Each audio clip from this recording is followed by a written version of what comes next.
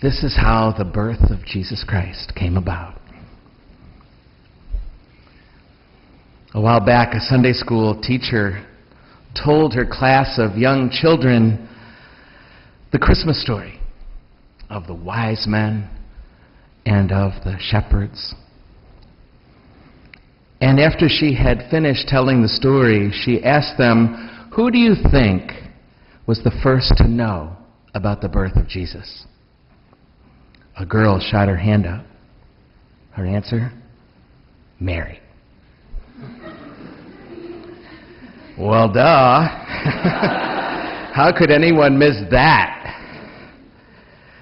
That's just the kind of thing, though, that we adults often do miss. We're always looking for the more complicated answer, the more intense homily, the more thorough reflection.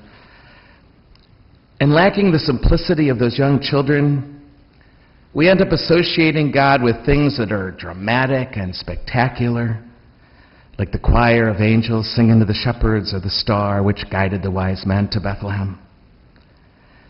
It gets so easy for us to miss God's presence and action in something as ordinary as pregnancy and birth.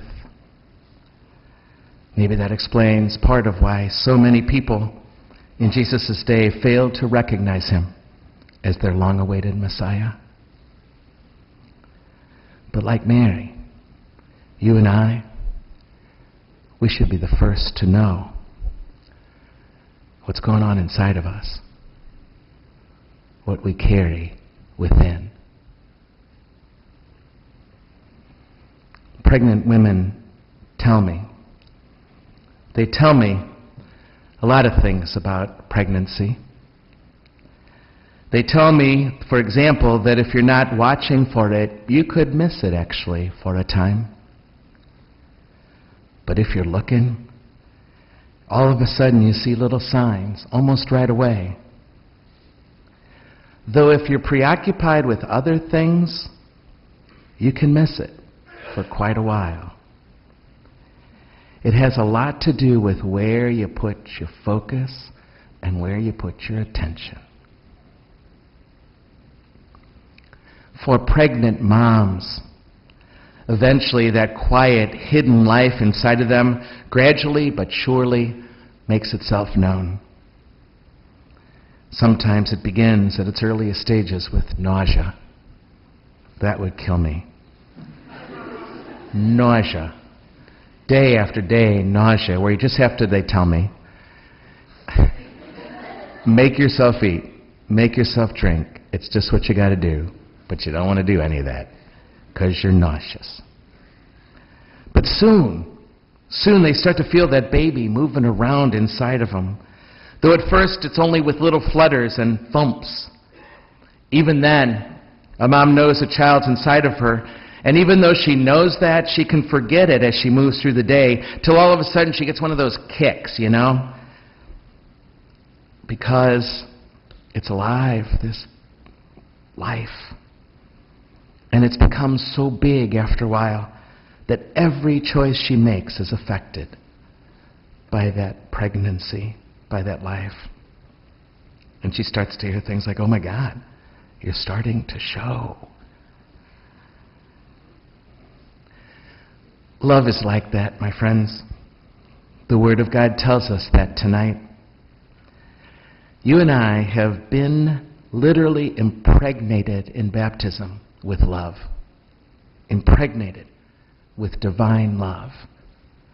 Aware of that today on this fourth Sunday of Advent and doing 2 baptisms today as I looked at those little critters and thought of them being just impregnated with love in this baptism and for the rest of their life. It was just blowing me away today. That's when that love began to grow inside of us, perhaps unnoticed for most of us as we go about our day, so hidden, so unrecognized, till something going on around us, perhaps something causes us to feel nauseous.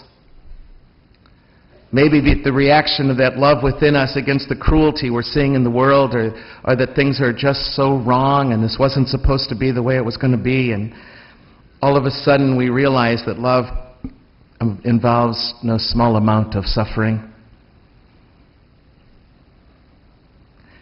And every once in a while, we start to feel it stir, that love inside of us.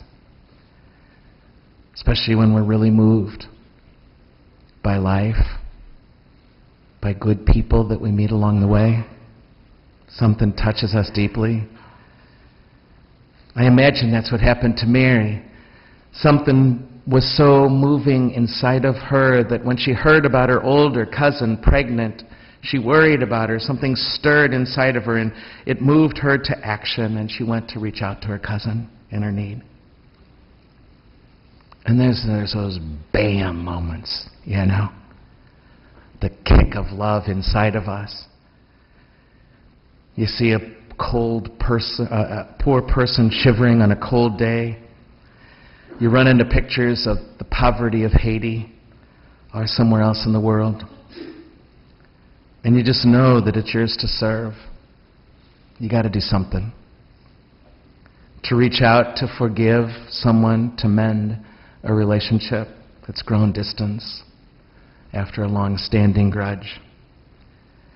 Or that person across the room we know is grieving this holiday season, grieving the loss of someone they love.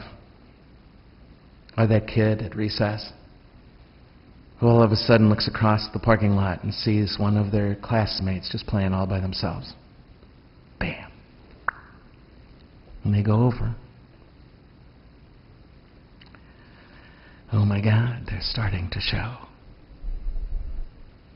They're glowing with love in that moment.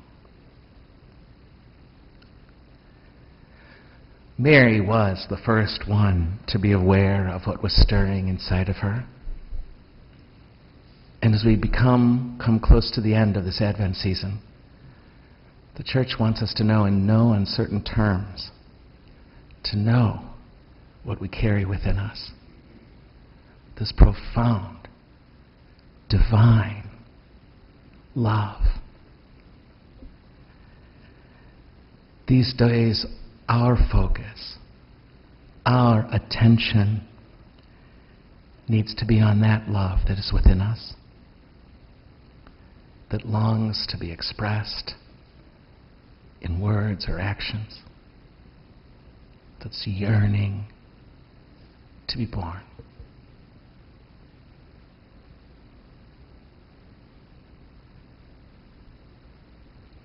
Tonight is the night, traditionally here at the CSC, when we ask God's blessing on those members of our community who are pregnant with life as living icons for what's true about each of us. Tonight we invite all women who are pregnant here. There's probably not a lot, hopefully. Don't surprise me. And any woman here tonight, perhaps, and there were several this morning, probably not a lot tonight, but all women who might be awaiting the arrival of an adoptive or a foster child, to come to the altar tonight for our blessing.